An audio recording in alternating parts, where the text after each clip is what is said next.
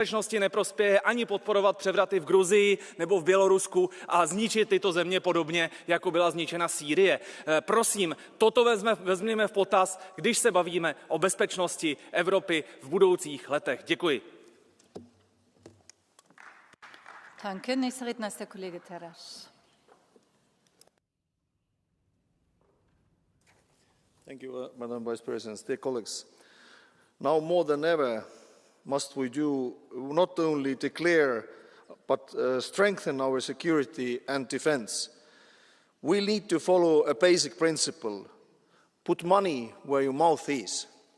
There is no threat more existential than the threat to our security, and there is no other way to handle it than to do it united way.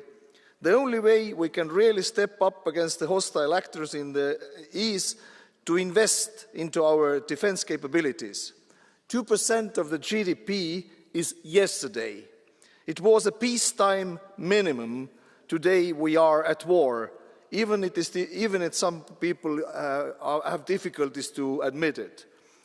The EU member states on the eastern flank have increased their defense expenditures dramatically, some countries paying close to 5% of the GDP today. I believe we must be union-wide benchmark established for all members to demonstrate unity. As the Prime Minister Tusk called it, it should be 5% of the GDP. Thank you. Dankeschön. Nächster Redner ist der Kollege Kremer. Dear colleagues, a lot of people have called Trump's re-election a wake-up call, also in this chamber. But when it comes to defense, Trump's election is not a wake-up call. It's the alarm sounding again after us hitting the snooze button over years again and again.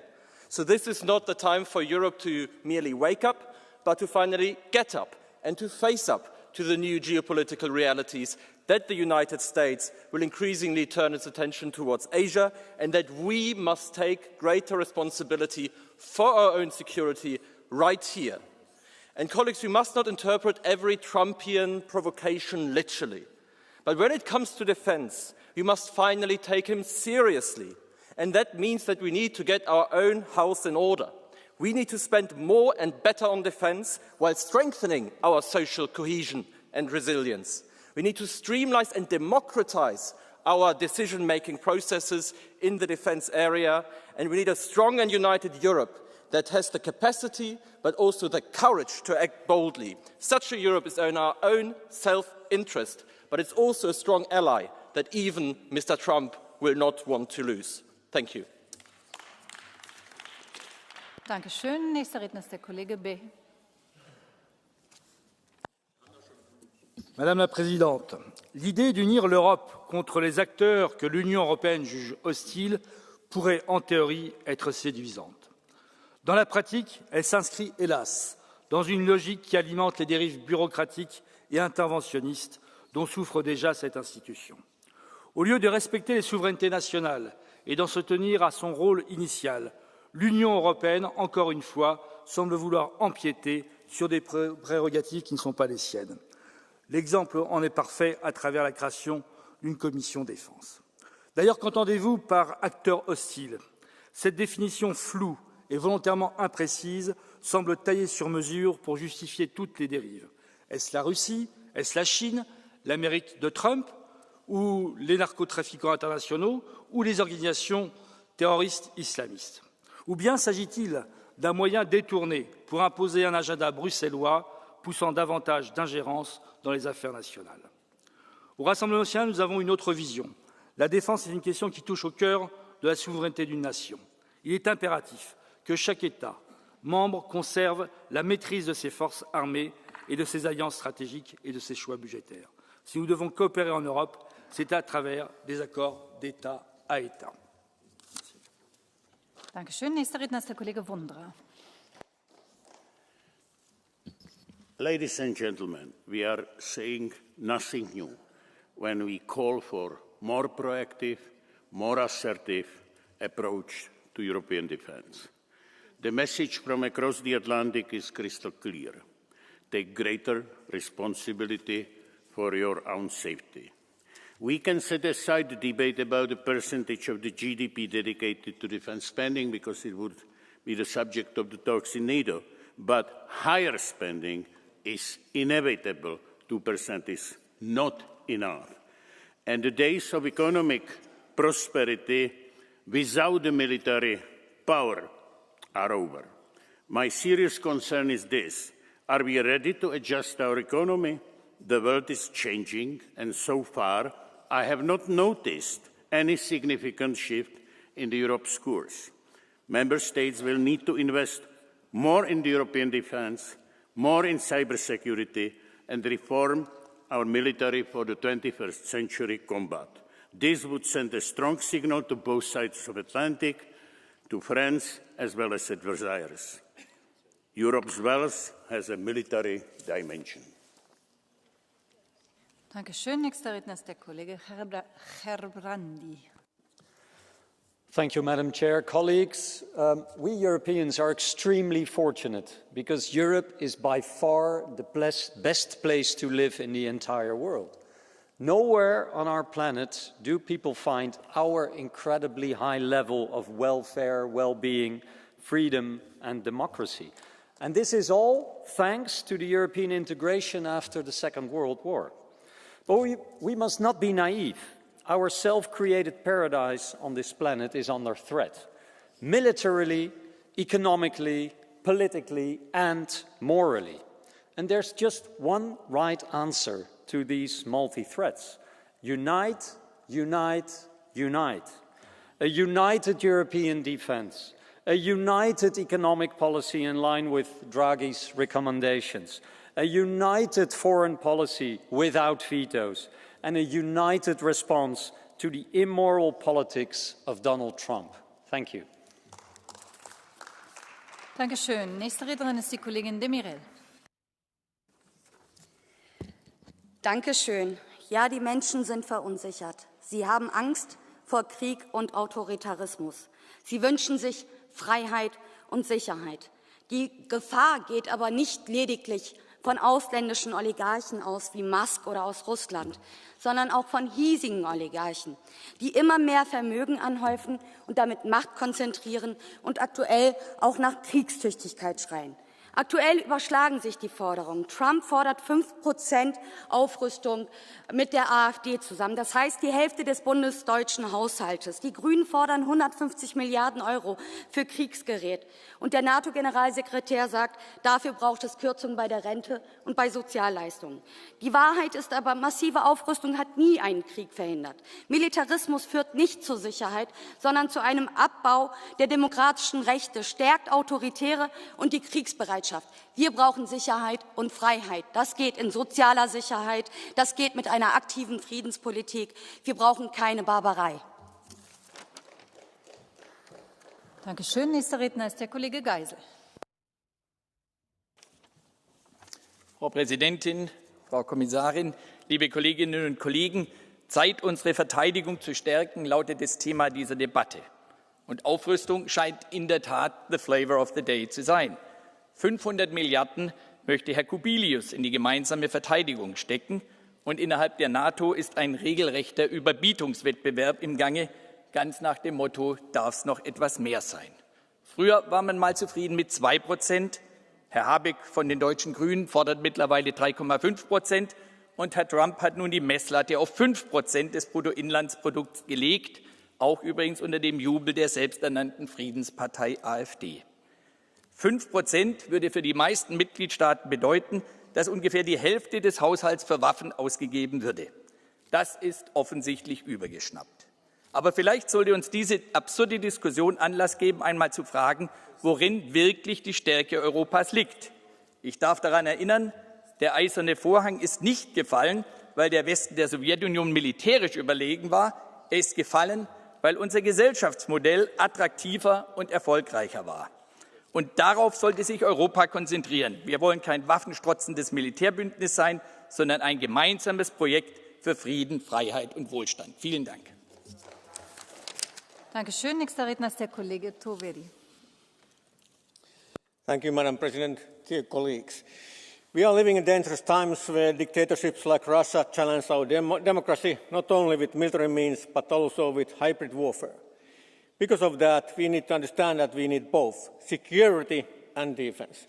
Investing billions to defense is useless if the dictatorships break us from inside by breaking our unity and democracy with information operations and by destroying our civilian infrastructure with sabotage and cyber attacks. As an old soldier, I know how important military defense is. I know also that building military defense is relatively easy. We all have defense forces. It is easy to build them bigger and stronger. But building security against hybrid warfare and improving the resilience of our civilian society is much more demanding. Nevertheless, we shouldn't avoid doing it so just because it will be difficult and expensive. Locking the front door doesn't help if the back door is open. We need balanced 360-degree security and defense to secure the whole EU, our democracy, our societies and citizens. And the earlier we start with adequate resources, the better. Dankeschön. Nächste Rednerin ist die Kollegin Mendes. Thank you, Mr. President. Caros colegas, de facto a prioridade nos dias que correm é a segurança na Europa. Foi assim o debate com a Comissão e o Conselho esta manhã, foi assim o debate com a presidência polaca e sim, é uma prioridade. Mas eu julgo que a primeira palavra é concentremos nos esforços que a União Europeia tem que ter para se tornar mais autónoma, mais forte e mais capaz de responder aos desafios que aí estão. E se nós estamos preocupados no S&D com a segurança, não quero deixar de ser muito clara.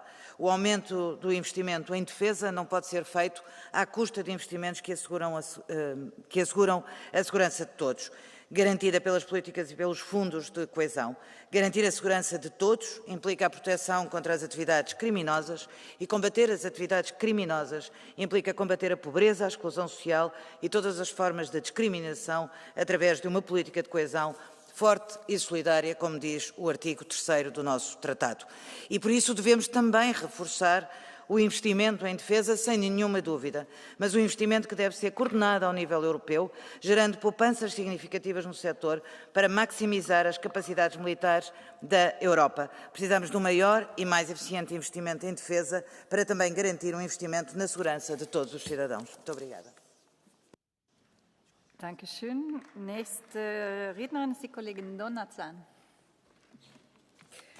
Grazie Presidente. Il rafforzamento della nostra difesa e sicurezza passa necessariamente tramite il rafforzamento della nostra industria della difesa e sicurezza e di una scelta consapevole, culturale e politica.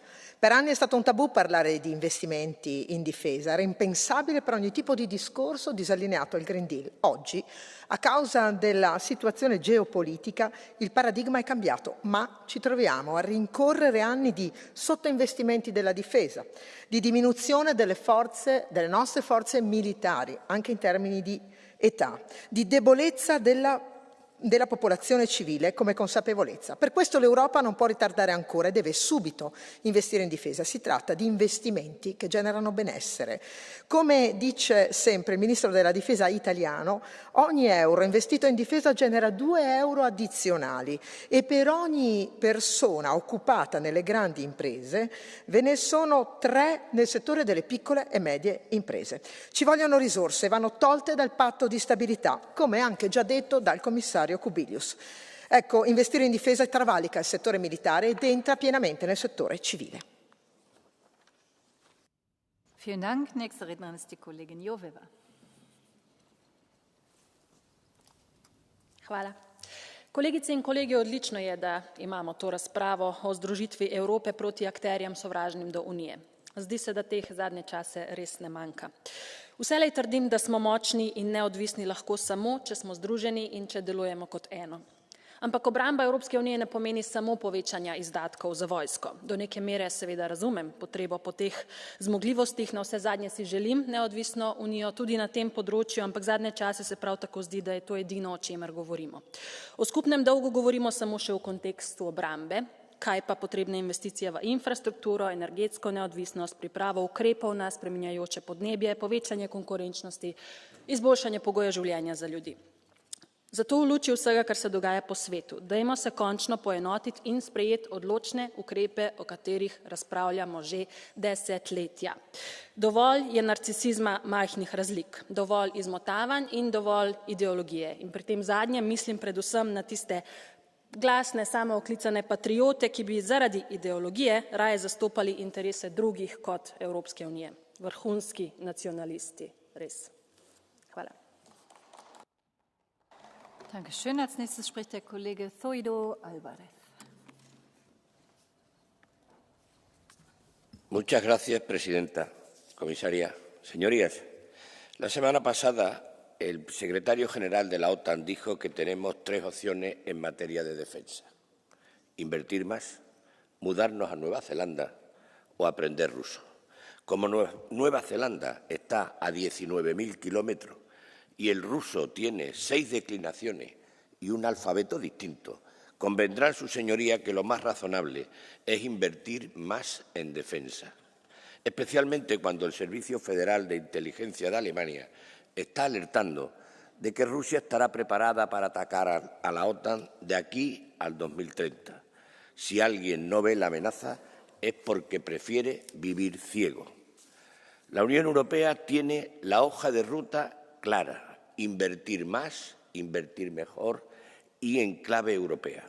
Señorías, tenemos poco tiempo para salvar un déficit de inversiones milmillonarias y ya conocemos las intenciones de Trump con la OTAN.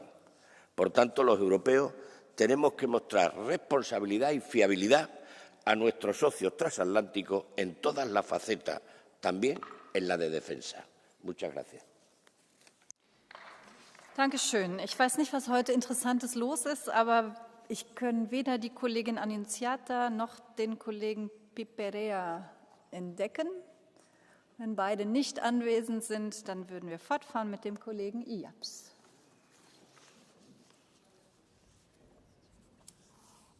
Madam Vice President, Madam Commissioner, as already noted this morning by the Prime Minister Tusk, we should concentrate today not on guessing what the next steps of the new American administration could be, but what we ourselves can do in order to bolster our own safety and security. But let me ask you, what is the strength of the EU? It is not about commanding armies. We have NATO, therefore. It is our economic and technological might, our industry and our single market. And let's be clear, we are not exploiting it to bolster our security and defense to a full extent, because also the legislation is being delayed. In this case, the European Defence Industrial Programme, the EDIP, it has been published already almost a year ago, and the Parliament hasn't even properly started to work on it to promote the defence and security and defence industry and our single market in defence, which is really painfully lacking in the EU. The time is running out, dear colleagues. Let's proceed from words to deeds at last, and let's help Ukraine and let's help ourselves. Thank you very much. Dankeschön. Wir haben gerade ein bisschen Verwirrung in unserer Liste, aber dann nehmen wir jetzt als nächstes Herrn Kollegen Glücksmann. Merci. Chers collègues, Bruno Kahl, le chef des services secrets allemands, est un homme calme, mesuré, prudent. Quand il annonce devant le Bundestag que Poutine prépare une guerre contre un pays membre de l'Union européenne avant 2029, il faudrait peut-être le prendre au sérieux. Or, les dirigeants européens le font-ils? Prennent-ils au sérieux nos services de sécurité? Eh bien, j'en doute. Sinon, comment expliquer ce rythme de limace dans la construction de la défense européenne ou dans l'aide à la résistance ukrainienne? Arrêtons de tout miser sur un parapluie américain qui peut se refermer à tout instant. Voulons-nous vraiment faire dépendre toute notre sécurité de Donald Trump ou d'Elon Musk? Non.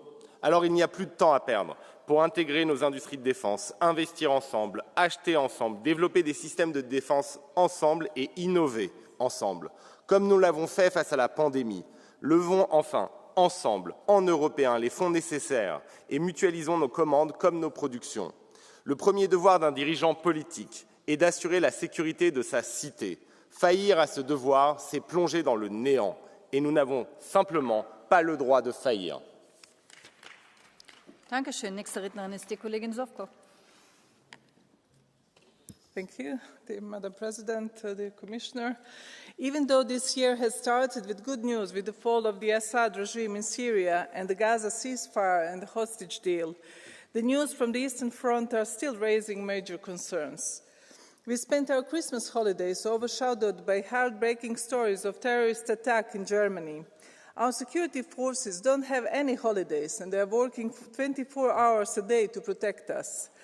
If not now, when we will realize that significantly strengthening our defense capabilities is absolutely essential.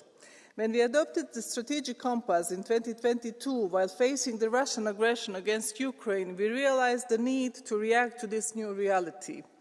Likewise, we must today take into account the need to invest in defense and the European pillar of NATO.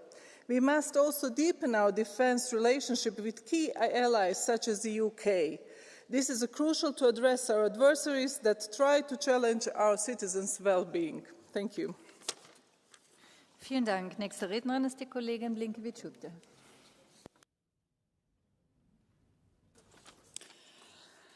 Gerbiama pirmininkė, komisarė, kolegos. Investicijos į saugumą ir gynybą, į gynybos pramonės reikšmingą pajėgumų didinimą ir investicijos į visą mūsų Europos Sąjungą, į mūsų žmonės. Todėl reikia skubiai didinti tiek valstybių narių, tiek ir visos Europos Sąjungos investicijas į gynybą ir į mūsų karinius pajėgumus. Ir čia mes turime būti kaip niekad vieningi. Didžiulė yra Rusijos agresijos grėsmė. Aš esu iš Lietuvos, iš pafrontės valstybės. Ir todėl tebesitęsiantis karas Ukrainoje bei globalus geopolitinis nestabilumas jokių būdų neleidžia mums delsti ir laukti, pavyzdžiui, naujos finansinės perspektyvos, kad ženkliai galėtume padidinti gynybos finansavimo pajėgumus. Mes privalome ieškoti iniciatyvų ir lankščių finansavimo būdų. Privalome turėti europinius fondus gynybos pramonės vystymui, sutelkti Europos investicinio banko finansavimą, peržiūrėti fiskalinės taisyklės, kurios leistų valstybėm narėm skirti didesnį finansavimą gynybai, nesilaikant 3% BVP biudžeto deficito, nes to reikalauja esama realybė. Ačiū. Thank you very much. Because there are so many members not showing up, our system is going wild a bit. So excuse us, please, for telling you so late. But then the next speaker is Mr. Gheadi. And I hope we will be... No, this is still not right. Not at all.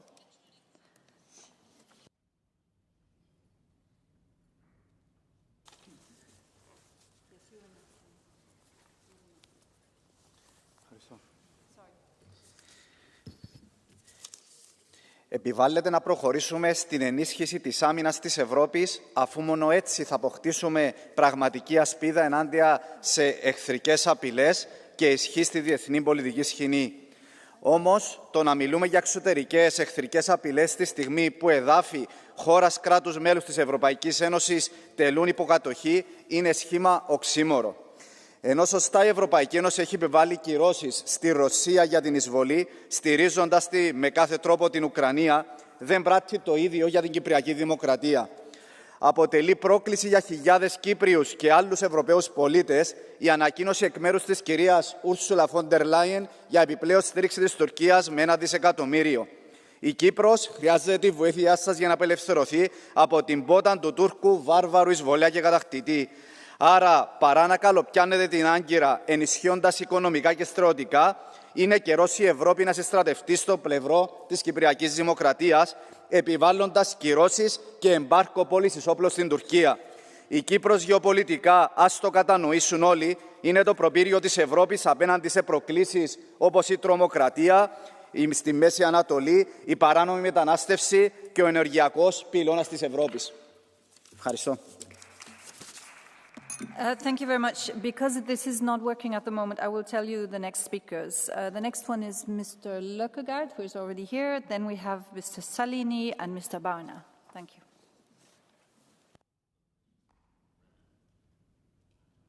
Thank you, Chair. Europa står midt i en ny form for krig. Hybridkrigen udfordrer både vores sikkerhed og selve fundamentet for vores demokrati. Det handler selvfølgelig om mis- og disinformation på nettet, med det ene formål at undergrave vores tillid til hinanden. Og så er der angrebene på vores kritiske infrastruktur. Kommende fra Danmark har vi set med bekymring på angrebet på kabler i Østersøen. Europæiske borgere og virksomheder lever i en ny verden, hvor cyberangreb er blevet hverdagskost. Det sker her og nu. Og konsekvenserne, ja, de er dybt alvorlige. Jeg har derfor foreslået oprettelse af en europæisk cyberbrigade. En fælles europæisk værn, der kan opdage, håndtere og ikke mindst forebygge cyberangreb.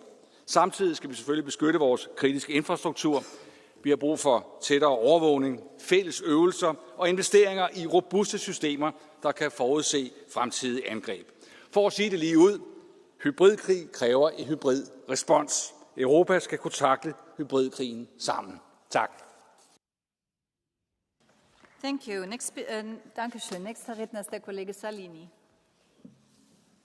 Grazie.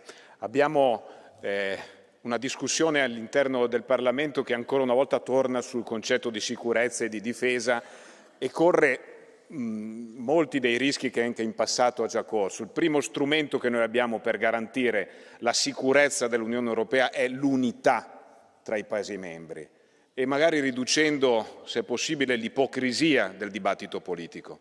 Abbiamo molto spesso confuso il concetto di pace riducendolo ad una versione molto scadente e moderna di appeasement, ma dall'altro lato abbiamo celebrato la sicurezza, magari celebrando anche una cultura della divisione tra gli Stati nazionali.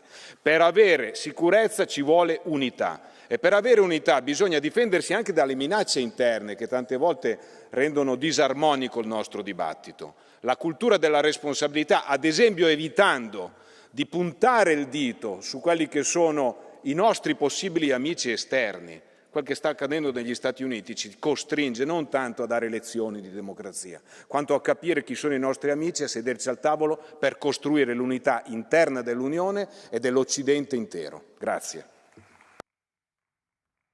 Dankeschön. Als nächstes kommt der Kollege Barna, dann kommt der Kollege Stier und die Kollegin Henriksson.